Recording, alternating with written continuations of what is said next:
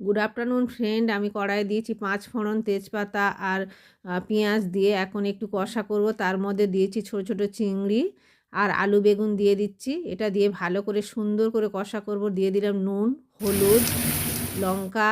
এটা দিয়ে আবার ভালো করে কষা করব। একটু চাপা দিলাম জল দিয়ে। এইবার দিয়ে দিচ্ছি লাউ শাকগুলো। লাউ শাক দেওয়ার পরে একটু সিদ্ধ হয়ে গেলে এটা চিনি দিয়ে দিলাম। চিনি দিয়ে একটু নাড়বো। নেড়ে এখানে দিয়ে দিলাম ধনে, জিরে গুঁড়ো। ধনে জিরের গুঁড়ো দেওয়ার পর এটাকে আমি একটু চাপা দিয়ে সুন্দর করে নেড়ে রেখে দেব। আর দেখুন আমার হয়ে গেল লাউ শাকের রান্না। আর এই লাউ শাকের রান্না বন্ধুরা মাছ মাংস ফেলে খেতে হবে। এই লাউ শাক রান্না করলে এইভাবে আপনাদের আর খাবারের পাতে কিছুই লাগবে না। এটা দিয়েই এক থালা ভাত খাওয়া হয়ে যাবে। একবার হলেও বন্ধুরা এটা করবেন।